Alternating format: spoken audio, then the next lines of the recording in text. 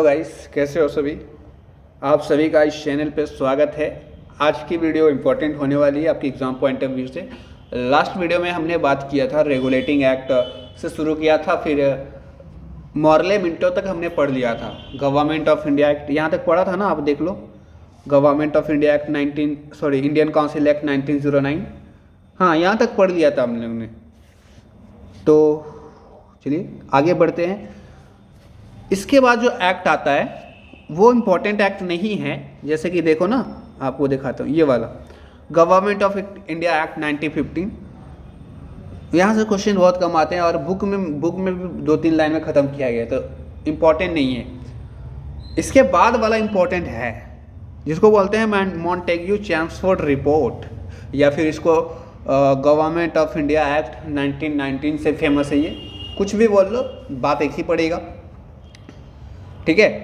तो ये वाला जो है ना, ये एक्ट क्यों लाया गया, ये जो प्रीसीडिंग एक्ट था, प्रीसीडिंग मतलब होता है जस्ट इसके पहले वाला। तो जस्ट इसके पहले वाला जो एक्ट था उसमें कुछ चीज़ें रह गई होगी, सुधारना होगा, कॉन्सोलिडेट करने के लिए लाया गया था। इसमें जितनी भी प्रोविजंस थी उसको consolidate the provisions of previous act of preceding government of India act, ठीक है। तो इसलिए बस लाया गया था, ठीक है। चलिए, तो अब हम लोग देखते हैं, ये मेन तो ये है मॉन्टेग्यू चैम्सफोर्ड रिपोर्ट, और ये लंबा है। इसमें आपको देखा जाएगा dyarchy dual government in India. अच्छा, कल मैंने एक चीज़ और पढ़ाई थी, याद करना, भूले तो नहीं हो ना। पिट्स इंडिया एक्ट मैंने पढ़ाया था, वहाँ पे मैंने डुअल गवर्नमेंट की चर्चा की थी।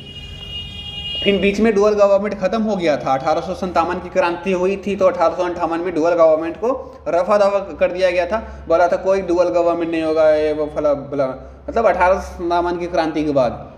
लेकिन पिट्स इंडिया एक्ट के समय पे डुअल गवर्नमेंट था और आया था, ये मैंने बताई थी कल की वीडियो में, ठीक है। अब फिर से ये डुअल गवर्नमेंट जो है यहाँ पे चर्चा आया है, लेकिन वहाँ वाला डुअल गवर्नमेंट पूरी तरीके से सेंट्रल बोल सकते हैं। यहाँ पे अब स्टेट में भी डुअल गवर्नमेंट रहेगा, और यहाँ पे इंडियंस लोग को कुछ पावर दी जाएगी। जैसे कि देखो, डुअल गवर्नमेंट मतलब होता क्या है, डायरकी। अच्छे में देखो, जनरल में बोलोगे तो डुअल गवर्नमेंट, थोड़ा अच्छा बोलना चाहते हो डायरकी, डाई मतलब दो, आर्की मतलब जो राज करता है गवर्नमेंट होता है, ठीक है। तो देखो, ये यहाँ पर ये लाइन समझेंगे हम लोग। सबसे पहले मॉन्टेग्यू कौन था, चैम्सफोर्ड, तो ये सेक्रेटरी ऑफ स्टेट था मॉन्टेग्यू, और बाद वाला हमेशा गवर्नर जनरल ऑफ इंडिया होता है, या वाइसरॉय।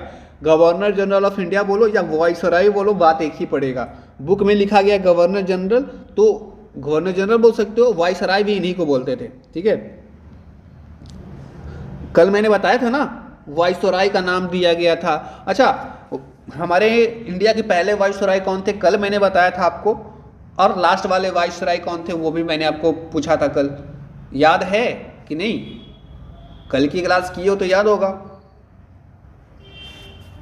अच्छा, इसमें कौन वाइसरॉय है, ये दोनों में मॉर्ले वाइसरॉय है कि मिंटो वाइसरॉय है, या वाइसरॉय या गवर्नर जनरल, इन दोनों में गवर्नर जनरल कौन है, ठीक है। तो देखो, यहाँ पर वाइसरॉय लिखा है, गवर्नर जनरल भी लिखा जा सकता है, बात एक ही पड़ेगा दोनों का। जैसे कि यहाँ पर वाइसरॉय नहीं लिखा है, दूसरे वाले में यहाँ पर तो कंफ्यूज नहीं होना कि दोनों अलग अलग, दोनों सेम ही होता है, ठीक है। आगे देखो, ये वाला लाइन समझना, responsible government in the province जो समय ब्रिटिश के प्रोविंस थे हमारे इंडिया में, उसकी बात करी जा रही है। वहाँ पे अब डायरकी शुरू करने जा रहे थे, तो डायरकी अब यहाँ पे डुअल गवर्नमेंट की चीज़ें हो गई, और इस बार प्रोविंस में स्टार्ट किया गया, प्रोविंस या स्टेट में, ठीक है। प्रोविंस में या स्टेट में आपको देखने को मिलेगा डुअल गवर्नमेंट, ठीक है। डुअल गवर्नमेंट अब कैसे किस तरह की रहेगी, सेंट्रल वाला जो पूरा चीज़ें रहेगा। देखो, सेंट्रल ब्रिटिश ने सेंट्रल गवर्नमेंट अपने हाथ में रखा था, वो तो उनके पास था ही, इसमें इन्होंने कुछ छेड़छाड़ नहीं किया, से बोला सेंट्रल हमारे पास ही रहेगा भैया। अब बात जहाँ तक बात आती है स्टेट की, प्रोविंस की, तो वहाँ पे दो चीज़ें रहेगी। प्रोविंशियल गवर्नमेंट में इन्होंने दो बंटवारे कर दिए, प्रोविंशियल को दो कैटेगरीज में बांट दिया। दोनों कैटेगरीज के नाम यहाँ पर देख लो, ट्रांसफर्ड सब्जेक्ट और रिजर्व सब्जेक्ट, ठीक है। ये चीज़ें हैं, अब दोनों को देखते हैं एक एक करके। तो पहले लाइन बाय लाइन समझ लें। जो चीज़ें मैंने अभी बताई वही इंग्लिश में लिखा गया है। जैसे कि देखो, the subject of administration were to be divided into 2 categories. Central हमेशा ब्रिटिश अपने पास रखेंगे, मेन पावर अपने पास रखेंगे। प्रोविंशियल को 2 कैटेगरीज में डिवाइड करेंगे ये लोग। Central subject whose those were देखो exclusively kept under the control of central government. जो मैंने बताई, सेंट्रल हमेशा ब्रिटिश सेंट्रल गवर्नमेंट के अंडर रहेगा, यानी इंडियन यहाँ पे नहीं है, इंडिया में के एक भी आदमी यहाँ पे नहीं मिलेंगे आपको। लेकिन प्रोविंशियल सब्जेक्ट जो है उसको 2 भागों में बांटा गया, जो मैंने बताया। कौन कौन से 2 भाग हैं? ठीक है, ट्रांसफर सब्जेक्ट, रिजर्व सब्जेक्ट। अब ट्रांसफर सब्जेक्ट और रिजर्व सब्जेक्ट में भी बहुत ज़्यादा लोचा किया गया। क्या किया गया ना, जो अच्छे अच्छे मंत्रालय थे, गवर्नमेंट थे, डिपार्टमेंट थे, एजुकेशन डिपार्टमेंट, रेवेन्यू डिपार्टमेंट, ये सारे अच्छे अच्छे डिपार्टमेंट ब्रिटिश ने अपने पास रखा। और छोटा मोटा कैसे लेमचूस दे देता है कि ये लो तुम रख लो। जो अनइम्पॉर्टेंट थे, लेस इम्पॉर्टेंट थे, उसको इंडियन को संभालने के लिए दिया गया कि सर आप प्रोविंस में ये छोटा डिपार्टमेंट जो है आप रखो, इसको आप संभालो, इसको आप रन करो। तो ये हुआ। अब आओ देखते हैं ट्रांसफर सब्जेक्ट में किसके लिए बनाया गया, रिजर्व सब्जेक्ट में किसके लिए बनाया गया, इंडियन किस में थे और इंडियन किस में नहीं थे। ठीक है, जिसको transfer subject were to be administered by the governor. किसके द्वारा? गवर्नर के द्वारा ये चलाया जाएगा, ये वाला जो ट्रांसफर सब्जेक्ट है। ठीक है, और गवर्नर अकेले थोड़ी चलाएगा, इसके साथ और सहायता करने वाले लोग होंगे। With aid of minister responsible to the legislative council in which proportion of elected members was raised to 70%। तो यहाँ पर पूरी तरीके से गवर्नर चला रहे हैं और इनके मिनिस्टर्स चला रहे हैं, इनके अपने मिनिस्टर्स इस सब्जेक्ट को ट्रांसफर, यानी मेन जो जितने भी मंत्रालय थे, एजुकेशन, रेवेन्यू और जितने भी रेलवे वगैरह थी, सब इंपॉर्टेंट डिपार्टमेंट्स। लेकिन अब आते हैं इंडियंस कहाँ पे थे। इंडियंस ये देखो इधर आ गए, ये जो है ना reserve subject were to be administered by the governor and his executive council with no responsibility of legislature. यहाँ पे ये भी जो है एडमिनिस्ट्रेट, मतलब इसको देखभाल एडमिनिस्ट्रेशन पूरा किनके द्वारा करा जा रहा था? गवर्नर कर रहे थे, दोनों का, इसमें भी गवर्नर, इसमें भी गवर्नर। लेकिन इन दोनों में फ़र्क ये है कि यहाँ पे रिस्पॉन्सिबिलिटी नहीं थी, with no responsibility to the legislature. ठीक है, ये डिफरेंस है रिजर्व। अब यहाँ पे देखो, the previous central control over the province in administrative, legislative and financial matter was relaxed. Source of revenue were divided into 2 categories so that provinces could run the administration with revenue raised provinces। ठीक है, वही सारी चीज़ें English में लिखी गई है कि द जो प्रीवियस सेंट्रल कंट्रोल ओवर जो है ना, किनके ऊपर कंट्रोल, कहाँ पे, एक minute control over provinces in administrative, legislative, financial matters was relaxed. ठीक है, बट यहाँ पे जो रेवेन्यू वाला था उसको डिवाइड किया गया इनटू 2 कैटेगरीज। ये वाली बात यहाँ पर लिखी गई है।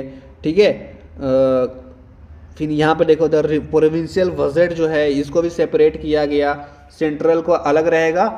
आज के डेट में हमारा स्टेट कैसे है, सेंट्रल का अलग बजट है और स्टेट का अलग होता है। देखा है आपने ना, बिहार हो गया और इंडिया ले लो, दोनों का कंपेयर करो, समझ में आएगा आपको ये टॉपिक। उसी तरीके से the provincial budget was separated from central budget and central budget अलग, प्रोविंशियल बजट अलग, वही लिखा गया है। अब आगे देखो, नेक्स्ट लाइन इंपॉर्टेंट है आपके पॉइंट ऑफ व्यू से, आपके एग्जाम पॉइंट ऑफ व्यू से। यहाँ पे नेक्स्ट कौन सा लाइन इंपॉर्टेंट है? ये वाला इंपॉर्टेंट है, बाकी सबको मैंने कलर नहीं किया है, लेस इंपॉर्टेंट है, दैट्स वाई। लेकिन ऐसा तो नहीं है ना जो इंपॉर्टेंट नहीं है उसको छोड़ के चलेंगे, पढ़ेंगे हम लोग सब लाइन। इस लाइन को पढ़ो, the provincial legislature was empowered, इसको एम्पावर किया गया, पहले से मुकाबले अब पावर थोड़ा बढ़ाया गया और कहा गया कि आप अपना खुद का बजट पेश कर सकते हैं। was empowered to present its own budget and levy its own taxes relating to the provincial source of revenue। ठीक है, प्रोविंशियल सोर्स ऑफ रेवेन्यू के मद्देनज़र आप अपना खुद का बजट तय कर सकते हैं, टैक्सेस वगैरह जो है। स्टेट अपना आज के टाइम पे भी करता है ना सब कुछ। Central legislature retain power to legislate for the whole country on any subject. Central के पास सुप्रीम पावर था, कोई भी सब्जेक्ट इंडिया में चल रहा है उस समय, प्रोविंस जो भी इनका था, सब कुछ ये देख लेंगे। सेंट्रल लेजिस्लेचर जो है इनके पास ये पावर जो पहले थी अभी भी है। मतलब रिटेन मतलब क्या होता है, आईपीएल में खिलाड़ी को रिटेन किया जाता है, तो जो पहले थी वो अभी भी है। Retain the power of legislate for the whole country of any subject, जो भी सब्जेक्ट है कुछ भी, ठीक है, कोई भी मुद्दा हो। आगे वाला लाइन भी देखो, वही घिसी पिटी बात लिखी गई है, जो ऊपर वाली चीज समझ गई। ऊपर में सरकार के बारे में लिखा गया था, इसमें जो सरकार चला रहा है उसके बारे में लिखा गया है। इसमें अब बोल रहा है the control of the governor general over provincial legislation was retained. पहले भी चला रहा था, अभी भी चला रहा है, ठीक है, रिटेन हो गया। कंट्रोल यही करेगा, गवर्नर या वाइसराय बोलो जो है, ठीक है। By providing the provincial will provide करके ये सारी चीज़ें देखभाल करेगा प्रोविंस की। Even though assented by the governor would become law only when assented to also by the governor general, ठीक है। ये सारी चीज़ें इंपॉर्टेंट नहीं हैं, अब आगे देखते हैं। वही सारी फिल्म बातें, द गवर्नर वाज एम्पावर्ड, पहले के मुकाबले पावर बढ़ी है, to the reserve of a bill for the consideration of governor general if it was related to some specific matters.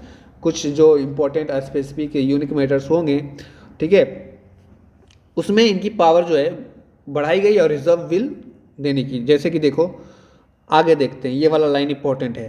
The governor general in council continue to remain responsible only to the British parliament through the secretary of state for India.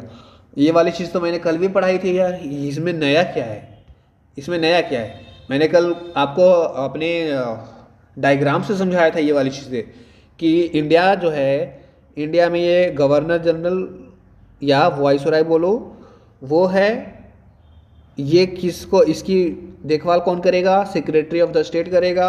अगर ये कुछ गलत करता है secretary of state तुरंत जाके अपनी महारानी इंग्लैंड को शिकायत करेगा। इंग्लैंड को नहीं करेगा, काउंसिल यहाँ पर उसको करेगा, काउंसिल जो है पार्लियामेंट को करेगा, ठीक है।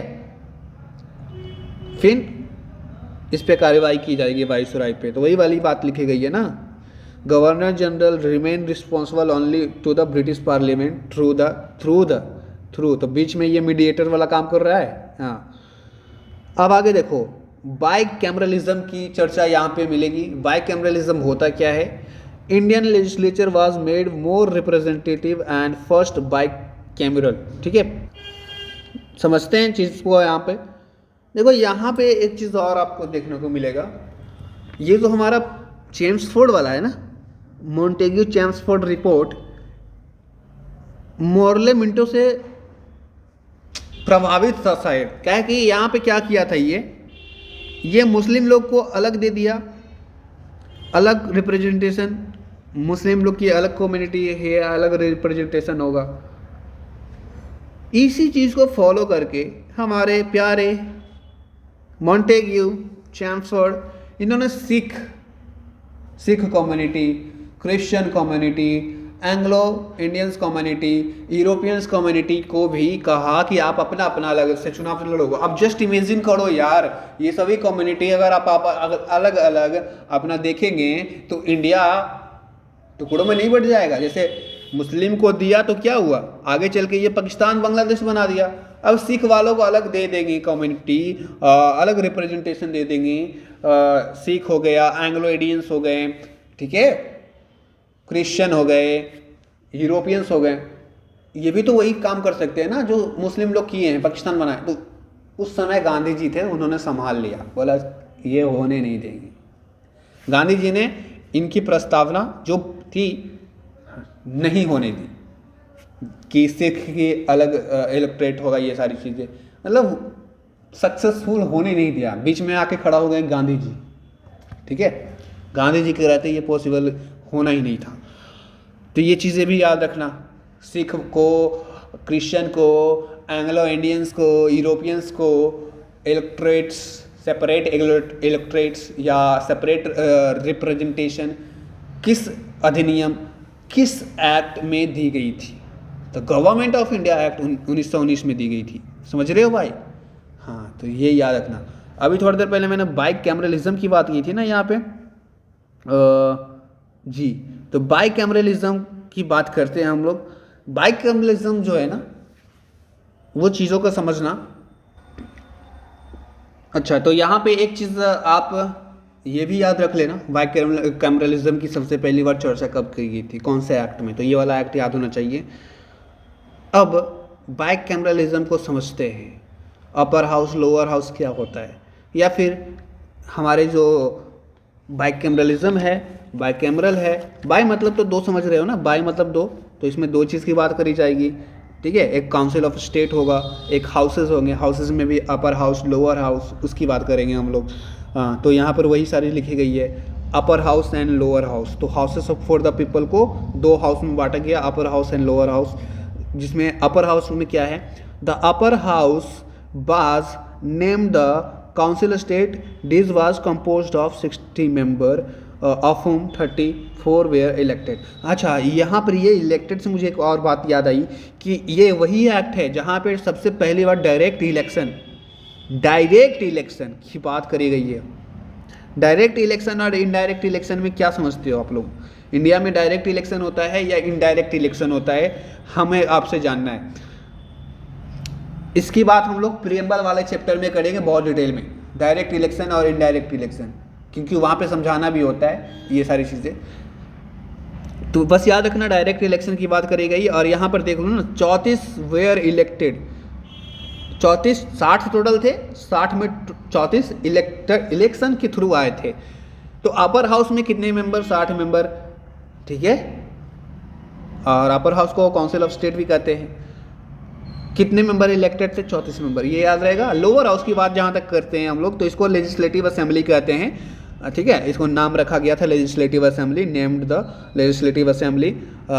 इसमें टोटल 144 मेंबर्स थे, जिनमें से 144 में 104 मेंबर इलेक्टेड थे। तो ये याद रहेगा, याद कर लेना, आता है एग्जाम में डायरेक्ट। उसके बाद the electorate were arranged on a communal and sectional basis, ठीक है। कॉम्युनल एंड सेक्शनल बेसिस पे इलेक्टोरेट्स को अरेंज किया गया था। Developing the Morley Minto device further.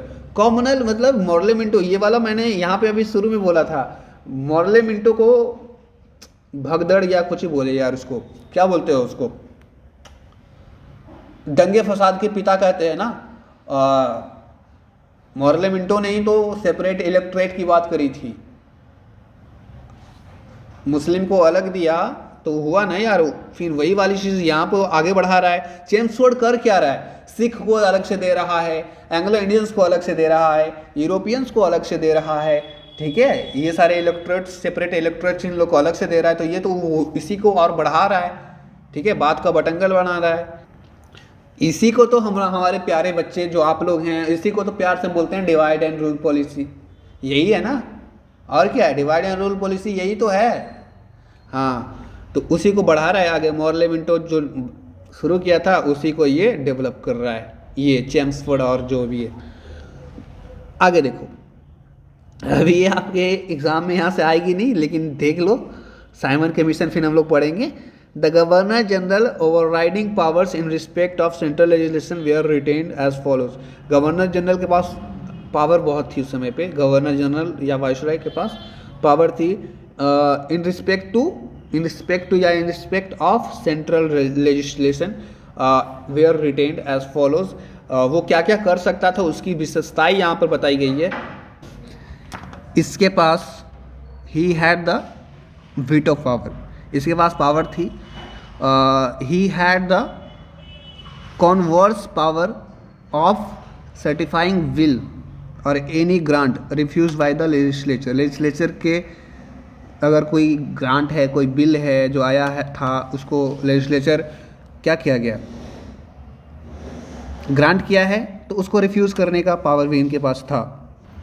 मतलब समझ रहे हो, कन्वर्स करने की पावर इनके पास थी, इनके पास वीटो पावर थी, ठीक है। उसके बाद he could make ordinance in case of emergency. Emergency के समय पे ये ऑर्डिनेंस बना सकते थे, ठीक है, तो ये पावर थी। और इनके पास sanction, his prior sanction was required to introduce bills relating to certain matters, ठीक है, बिल्स वगैरह बनाने की पावर। तो अब देखो ये सारी चीज़ें एग्ज़ाम पॉइंट ऑफ व्यू से नहीं, अनलेस और अनटिल आप यूपीएससी और बीपीएससी मेंस दे रहे हो, वहाँ पे जो डिटेल में पढ़ाया जाता है। और हिस्ट्री में इसको पता है 2-3 पेज में आपको अच्छे से, 2-3 पेज नहीं मतलब एक पेज में आपको अच्छे से डिटेल में लिखाया जाएगा, 1-1.5 पेज में।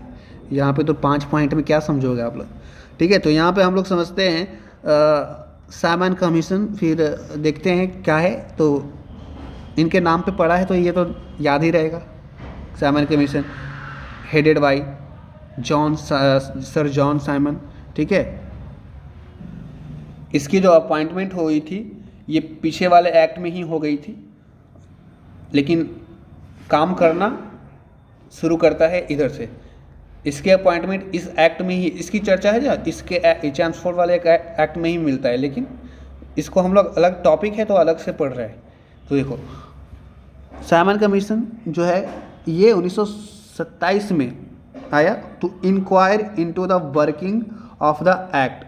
उस समय जो ये सारे एक्ट थे, ये सारे वो कैसे काम कर रहा है, वो सभी को इंक्वायर करने के लिए आया था, इंक्वायरी। तो याद आएगा ये सारी जो गवर्नमेंट ऑफ इंडिया एक्ट जो अभी हमने ख़त्म किया, ये वाला गवर्नमेंट ऑफ इंडिया एक्ट 1919, उसको उसकी कंडीशन क्या है, वो कैसे काम कर रहा है, वो सारी चीज़ें रिपोर्ट करने के लिए अपने ब्रिटिश पार्लियामेंट को, उसके लिए ये यहाँ पे भारत में आया था, ठीक है। तो याद रहेगा ये। अब आगे देखते हैं नेक्स्ट पेज। आगे वही लिखा गया कि ये जो रिपोर्ट थे फिर 1927 में आया, फिर 1930 में ब्रिटिश जा करके, इंग्लैंड जा करके जो है ब्रिटिश पार्लियामेंट को अपना रिपोर्ट दिया। अब उसी के अकॉर्डिंग ये जो एक्ट है the Government of India act और विल वाज ड्राफ्टेड अकॉर्डिंगली, उसी के अकॉर्डिंग ये रिपोर्ट दिया, फिर इसी के अकॉर्डिंग बना। फिर आया अगला एक्ट, ठीक है। तो ये बीच में ये रिपोर्टिंग करने आया था, मतलब बोल सकते हो कि देहाती में मतलब लैंग्वेज, सिंपल लैंग्वेज में बोलो सीबीआई जांच कर रहा था लगता है, जैसे बीच में आया था चेकिंग करने के लिए। फिर ये रिपोर्ट जाके देता है ब्रिटिश पार्लियामेंट को। फिर अगला एक्ट आता है जो इसका बोलते हैं government of India Act 1935। Important है सबसे ज़्यादा मेरे ख्याल से, मोस्ट इम्पॉर्टेंट एक्ट। अभी तक जितना भी एक्ट पढ़ा ना सबसे ज़्यादा यही इम्पॉर्टेंट है। तो ये एक्ट 1935 का है। तो the act of 1935 prescribed a federation taking the province and Indian state as a units, ठीक है। फेडरेशन की चर्चा होती है सबसे पहली बार इस एक्ट में। अब फेडरेशन मतलब क्या होता है? फेडरेशन मतलब आप इतना आसान भाषा में समझाना चाहूँ तो आप ये समझो, हमारे इंडिया उस समय बहुत सारे टुकड़े, प्रिंसली स्टेट्स वगैरह वगैरह, ब्रिटिश प्रोविंस, ढेर सारी चीज़ों में बटी हुई थी ना। बहुत सारे राजा महाराजा उस समय थे, मुस्लिम कम्युनिटी अदर अलग, ढेर सारी चीज़ें थी। तो इस एक्ट में 1935 वाले में इसके बार पहली बार चर्चा मिली ऑल इंडिया फेडरेशन की, ठीक है। क्वेश्चन आया वो एग्ज़ाम में कि ऑल इंडियन फेडरेशन की बात कब करी गई, तो इसी एक्ट में करी गई थी। और इसमें क्या करते हैं, सारे जो छोटे छोटे चीज़ हैं वो आपस में मिल करके एक बड़ा इंडिया बनाते हैं, बड़ा कंट्री बनाते हैं, ठीक है। तो इंडिया अब लेकिन इसमें एक चीज़ और भी कहा गया था कि जो हमारे प्रिंसली स्टेट हैं अगर उनका मन है तो ज्वाइन करें, नहीं है तो नहीं भी कर सकते हैं, ऐसा कोई जोर ज़बरदस्ती वाला नहीं है। तो प्रिंसली स्टेट को छूट दी गई थी इसमें, लेकिन बाकी सब लोग ज्वाइन किए थे और इंडिया ऑल इंडिया फेडरेशन बनाया। लेकिन यहाँ पे ये वाला रेड लाइन जो लिखा गया है ना, इससे पता चलता है कि फेडरेशन भले ही आया था लेकिन सक्सेसफुल नहीं हो पाया, ये वाला जो बात कही गई थी। Federation never cam into being, ठीक है। फेडरेशन नेवर कैम और नेवर इम्प्लीमेंटेड, कभी भी इसका इम्प्लीमेंटेशन नहीं हुआ ऑल इंडिया फेडरेशन का। आगे चल के होगा, यही बात अभी नहीं हो रहा है लेकिन आगे चल के देखना होगा। गांधी जी है ना, अभी गांधी जी पे भरोसा रखो। इस एक्ट में एक चीज़ और करी गई, जो डायरकी थी प्रोविंस में उसको क्या किया गया, अबोलिश किया गया, ख़त्म किया गया। अबॉलिश मतलब क्या होता है? ख़त्म कर देना, नष्ट कर देना। तो डायरार्की जो प्रोविंस में इससे जस्ट पहले आया था उसको ख़त्म किया गया इन द प्रोविंस, एंड प्रोविंस को बोला गया कि आप अब एक मिल करके प्रोविंशियल ऑटोनॉमी की तरह से काम करेंगे, आप वहाँ पे डायरार्की नहीं रहेगा। डायरार्की इंट्रोड्यूस किया गया सेंट्रल लेवल पे इस बार, ठीक है, सेंट्रल लेवल पे डायरार्की, ठीक है। तो ये चीज़ें याद रखना, सेंट्रल लेवल पे डायरार्की कहाँ देखी जाती है? इस एक्ट में। लेकिन प्रोविंशियल लेवल पे डायरार्की कौन से एक्ट में देखी जाती है? इसके जस्ट पहले अभी हमने पढ़ा, ठीक है। ये एक्ट में क्या क्या चीज़ें हैं वो देख लेते हैं फटाफट। This act divide legislative powers between the centres and province.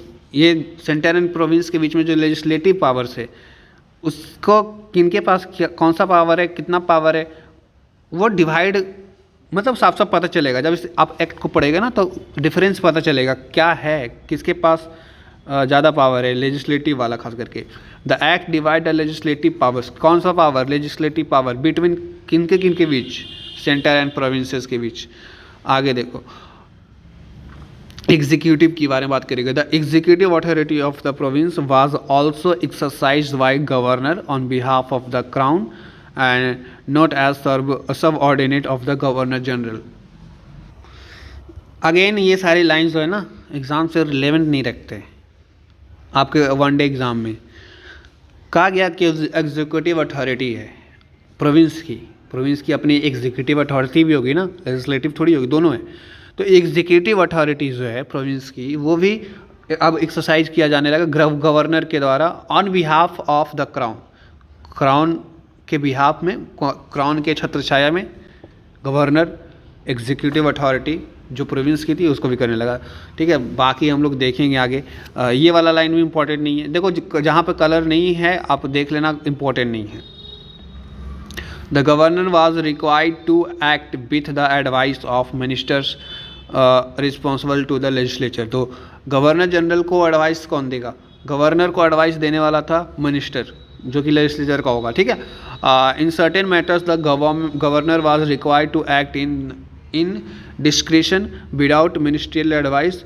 कुछ ऐसे चीज़ें थी, मुद्दे थे जहाँ पे मिनिस्ट्री की एडवाइस नहीं भी लेंगे तो गवर्नर जनरल काम कर सकते थे। वही वाली बात है, सब काम में मिनिस्टर से नहीं पूछना है, वही वाली बात है। इन सर्टेन मैटर्स, लेकिन कुछ ही मैटर्स में, लेकिन ज़्यादातर मैटर में गवर्नर को ये ज़रूरी था, रिक्वायर्ड था to act with the advice of minister. लेकिन इन सर्टेन मैटर छूट थी, कुछ तो छूट थी। Governor was required to act in his discretion without the ministerial advice under the control and direction of the governor general. अच्छा, यहाँ पर गवर्नर और गवर्नर जनरल दोनों अलग अलग हो जाएंगे, ठीक है।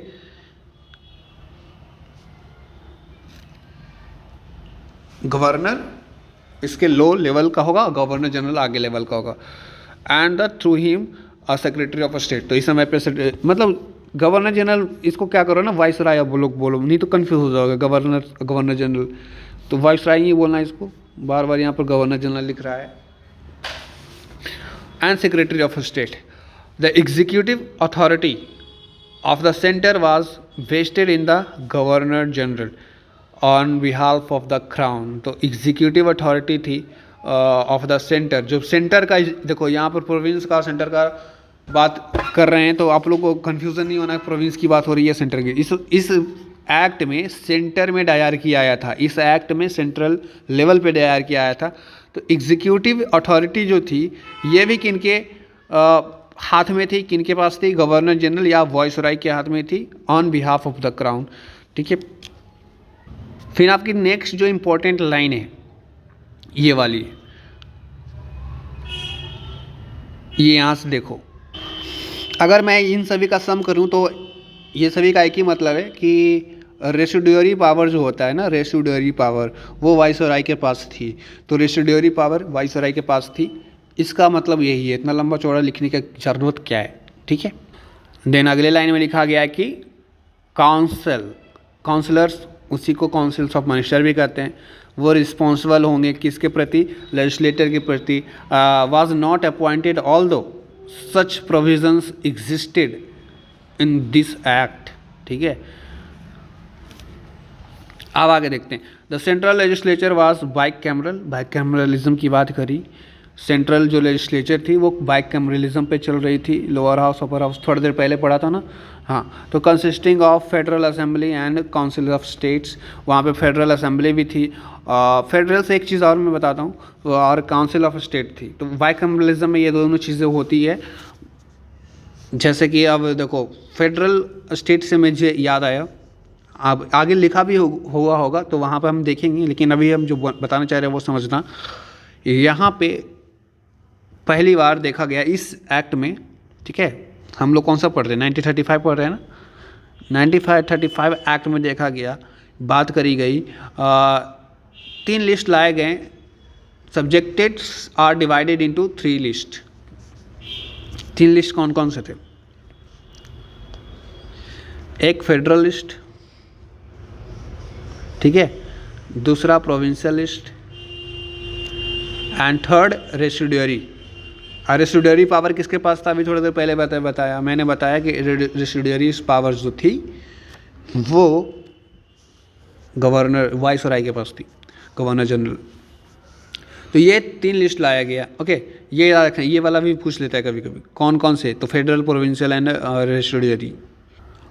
एंड बाइकैमरलिज्म मतलब ही समझ ही रहे होगे, 2 बाय मतलब 2, कौन कौन से 2? Legislative assembly and legislative council, इन दोनों को बोलते हैं बाइकैमरलिज्म, ठीक है। तो यहाँ पर उसमें समय टोटल 6 प्रोविंसेस थी, वहाँ पे बाइकैमरलिज्म देखी जा रही थी टोटल 6 प्रोविंसेस में। तो ये भी इंपॉर्टेंट फैक्ट्स है, ठीक है। उसके अलावा बाकी जो थी 6 के अलावा, 6 में तो बाइकैमरलिज्म थी, no doubt. Legislature was bicameral, ठीक है, 6 में। उसके बाद in other provinces the legislature was unicameral. तो ये इंपॉर्टेंट फैक्ट है, इसको कलर कर लेना, ठीक है। उस समय जो टोटल प्रोविंसेस बहुत ज़्यादा थी ना, तो 6 में बाइकैमरलिज्म था, बाकी में यूनी मतलब होता है एक, यूनिकैमरल, ठीक है। आगे देखते हैं। Apart from the governor general powers of for veto, governor general powers का तो वीटो पिछले वाले एक्ट में भी मैंने देखा था। तो अपार्ट फ्रॉम दैट, उसके अलावा, अपार्ट फ्रॉम दैट, वहाँ की जो क्राउन थी इंग्लैंड की, उनके पास भी वीटो करने के पावर थे। जो सेंट्रल लेजिस्लेचर अगर कोई रिपोर्ट या कोई बिल पास कर रहा है तो गवर्नर जनरल तो वीटो कर ही सकता है, साथ ही साथ क्राउन महारानी जो इंग्लैंड की, तो वो भी कर सकती है। गवर्नर जनरल के पास रेसिडुअरी पावर है, वीटो पावर है, तो वो क्या क्या कर सकते? देखो यहाँ पर उसकी पावर साफ साफ झलक रही है ना। The governor general could prevent the discussion, governor general could prevent the discussion in the legislature, and he can also suspend the proceedings on any bill if he was satisfied that it would affect the discharge of the his special responsibilities। तो अगर ये इनके पास prevent करने की और suspend करने दोनों की ताकत भी थी। अगर कोई बिल इनको अच्छा नहीं लग रहा और लग रहा है कि खराब, जैसे कि क्या वो बिल इनको लग रहा है कि that it would affect the discharge of his special responsibilities, ठीक है। तो ये सारी पावर्स गवर्नर जनरल के पास इस समय थी, वाइसरॉय के पास। और कुछ देखो और भी पावर्स है ना। Governor general had independent powers of legislation concurrently with those of the legislature, ये powers भी। on the some subject no bill or amendment could be introduced in the legislature without the governor general's previous sanctions वाला power भी इनके पास था। अगर ये sanction नहीं देंगे तो कोई ऐसा बहुत कुछ ऐसे बिल्स भी थे, कुछ सम सब्जेक्ट्स, सभी नहीं, कुछ सम सब्जेक्ट जहाँ पे बिल और अमेंडमेंट जो है वो नहीं आ सकता था। नो बिल और अमेंडमेंट कुड बी इंट्रोड्यूस। अभी थोड़ी देर पहले जिसकी मैंने बात की ना, फेडरल लिस्ट, 3 डिवीज़न वही वाली लिखी गई है।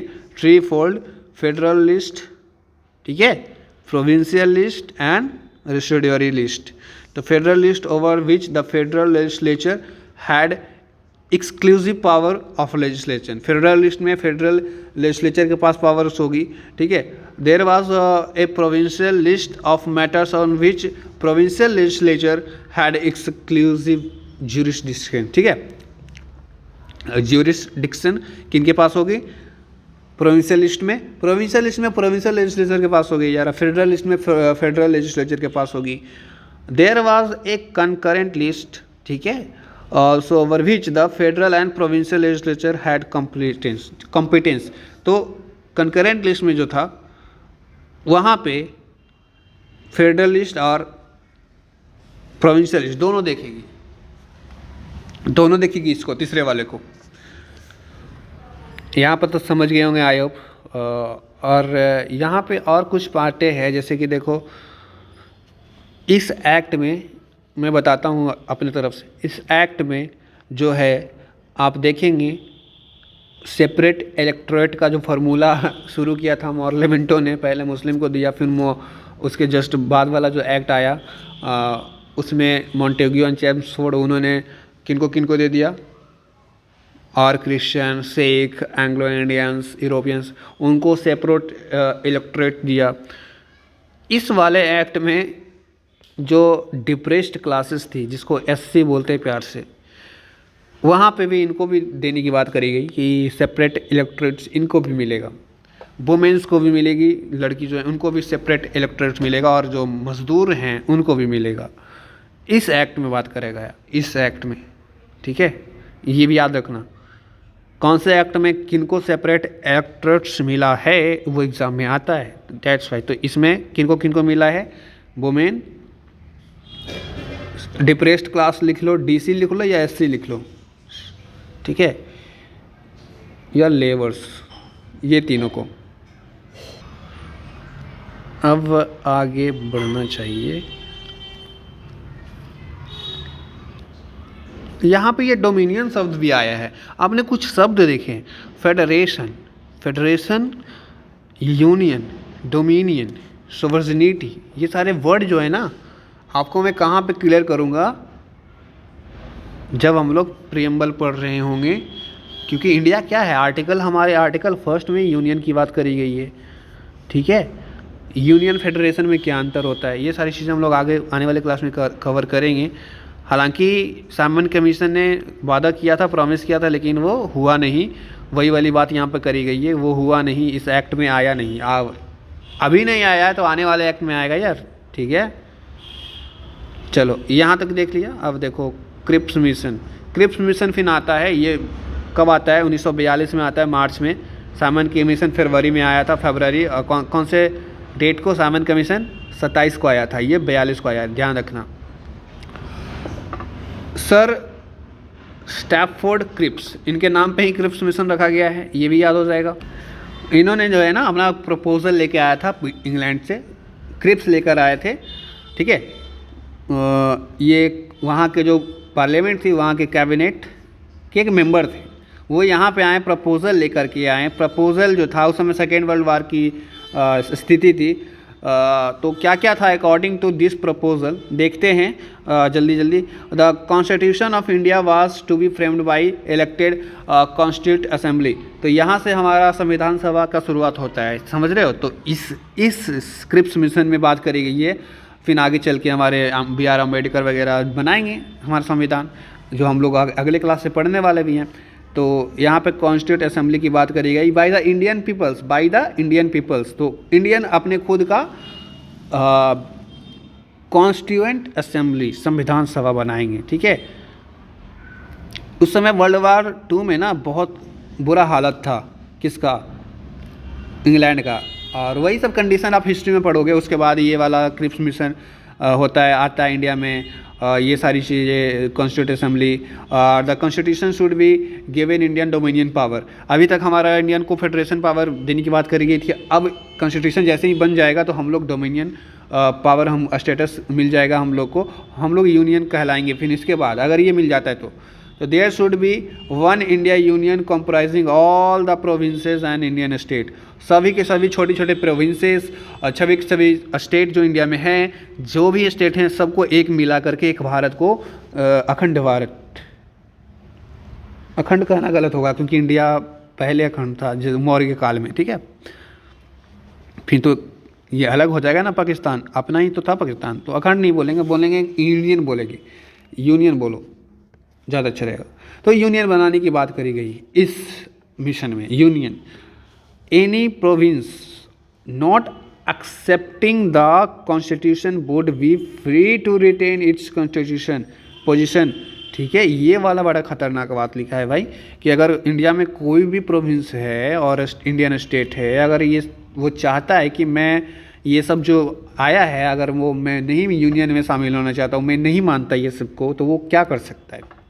ब्रिटिश का कहना था कि आप लोग टेंशन ना लो, आप अगर नहीं चाहते हो तो आप लोग के लिए हम अलग से स्पेशल अरेंजमेंट करेंगे, सेपरेट कॉन्स्टिट्यूशनल अरेंजमेंट। फिर उसके बाद ये ख़त्म होता है। और हाँ, इस एक्ट में 2-3 चीज़ें यहाँ पर नहीं लिखी गई है लेकिन आपको पता होना चाहिए। 1935 एक्ट में सबसे पहली बार लिख लेना अपने कॉपी में, यहाँ पे नहीं था, देखा ना मैंने सारे लाइन आपको पढ़ा है, सारे लाइन में आपको नहीं मिला होगा वो वाला लाइन। आरबीआई की चर्चा सबसे पहली बार यहाँ पे मिलती है। ठीक है, एस्टेब्लिश होता है, आरबीआई वाज एस्टेब्लिश। याद रहेगा कब होता है ये भी बता दो, इसी के आसपास होगा। ठीक है, 1934 में। 2-3 और इम्पोर्टेंट फैक्ट है वो भी देख लेना। यहाँ पे फेडरल जो फेडरेशन बनाया गया तो फेडरल कोर्ट की भी जरूरत पड़ेगी, तो फेडरल कोर्ट, ठीक है, सुप्रीम कोर्ट हमने कल के वीडियो में पढ़ाया था, कब हुआ था वो, तो वो हमारे रेगुलेटिंग एक्ट 1773 वाले में हुआ था। लेकिन 1935 में बात करिए फेडरल कोर्ट की, फेडरल कोर्ट की इस्टेब्लिशमेंट करी गई यहाँ पे। उसके साथ साथ कुछ और पब्लिक सर्विस कमीशन, जैसे कि फेडरल पब्लिक सर्विस कमीशन इसी एक्ट के थ्रू, और प्रोविंशियल पब्लिक सर्विस कमीशन, ठीक है, जॉइंट पब्लिक सर्विस कमीशन। अच्छा, 3 कंकरेंट लिस्ट मैंने बताया ना, 3 लिस्ट बताया, तीनों का अलग अलग समझ लो ना, 3 उधर था और 3 इधर पब्लिक सर्विस कमीशन है। कौन कौन? पब्लिक सर्विस कमीशन, ठीक है, फेडरल पब्लिक सर्विस कमीशन पहला, दूसरा कौन? प्रोविंशियल पब्लिक सर्विस कमीशन, और थर्ड में कौन? Joint public service commission. ये वाला बुक में नहीं था, तो ये यहाँ पर देख लेंगे। क्रिप्स मिशन हो गया। अब हम लोग देखते हैं कैबिनेट मिशन प्लान, ये 1946 में आता है। क्रिप्स मिशन कब आया था? 42 में, और ये 46 में, ये भी मार्च में आता है। Lord Attlee sent a cabinet mission to India consisting of 3 cabinet minister. तो ये कैबिनेट मिशन इंडिया में भेजा, जिसमें टोटल कितने मेंबर्स थे? 3 मेंबर्स थे। ठीक है, तीनों का नाम आता है एग्जाम में, याद होना चाहिए आपकी ज़बान पे। कौन कौन से? Lord Patrick Lawrence, sir Stafford Cripps, जो क्रिप्स मिशन में आया था वही वाला क्रिप्स इधर भी आया है, एंड MRAV अलेक्जेंडर। ये तीनों का नाम याद होना चाहिए। कैबिनेट मिशन प्लान लेकर के इंडिया आए थे 1946 में। ठीक है, क्या था? The object of this mission was what? To help India. क्या, कैसा help? To help India achieve its independence. हम लोग को आज़ाद करने के लिए ये मिशन, ये जो प्लान था वो आया था।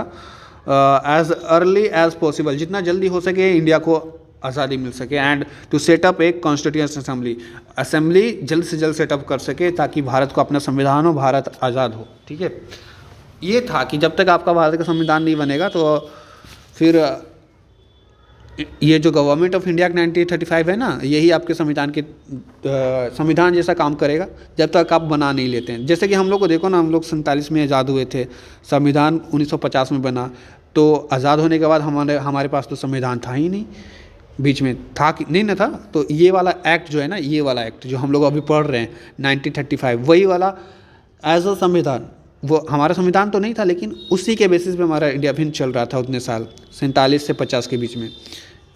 तो इसीलिए बोलो ये वाला एक्ट बहुत इंपॉर्टेंट था हमारा। कौन वाला? 1935 वाला। ठीक है, यहाँ पर आओ देखते हैं। According to the cabinet mission plan there was to be union of India. हम लोग यूनियन बन जाएंगे, आज़ाद हो जाएंगे जितने जल्दी, comprising both British India and the states, and having jurisdiction over other subjects of foreign affairs, defence. सारी चीज़ें हम लोग को मिलने वाली है आने वाले दिनों में। ठीक है, communications, all residuary powers bear to be vested. देखो रेसिडुअरी पावर्स अब इंडिया के हाथ में आने वाला है, province, in the province and states. Province तो हम लोग को बहुत पहले मिल गया था, लेकिन अब यहाँ पे रेसिडुअरी पावर्स भी मिलेगा। The union was to have executive and legislature consisting of representative of the province and the states। ये वर्ड याद रख लेना, बस मार्क कर लेना, बहुत इम्पोर्टेंट है यूनियन। और इस यूनियन के पास अपना खुद का एक एग्जीक्यूटिव एंड एक लेजिस्लेचर होगा, जिसमें consisting of representatives of province, जिसमें प्रोविंस के भी कुछ रिप्रेजेंटेटिव्स होंगे, मेंबर्स होंगे, एंड कुछ स्टेट्स के भी होंगे। तो ये चीज़ें होगी। लोकसभा राज्यसभा भी आप लोग आज सुनते ही होंगे। Any decision involving the major communal issue, अगर कोई बहुत बड़ा मुद्दा आ जाता है इंडिया में, तो उस डिसीजन को कैसे लेगा? तो any decision involving any major communal issues in the legislature was to be require a majority support. तो मेजोरिटी अगर हाँ बोल रही है तो वो उसी पे जाएंगे। मतलब समझ रहे हो कैसे होगा? मतलब कोई मुद्दा आ गया इंडिया के पास, बहुत बड़ा मुद्दा, उसको सोल्व करना है। कुछ लोग बोल रहे हैं कि ये सही है, कुछ लोग गलत है, तो मेजोरिटी जो बोलेगा वही सही होगा, वही वाली बात है। और मेजोरिटी की पता कैसे चलेगा? वोटिंग कर लेंगे, उसमें एक तरीके से वोटिंग करेंगे, जिसके पास ज़्यादा मत होगा वो जीतेगा। ठीक है।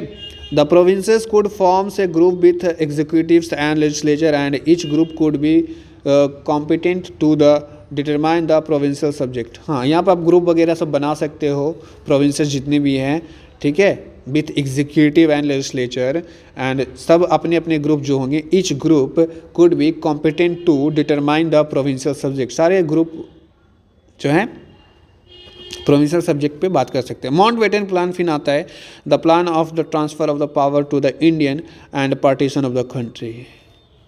पार्टीशन, ठीक है, माउंटबेटन प्लान।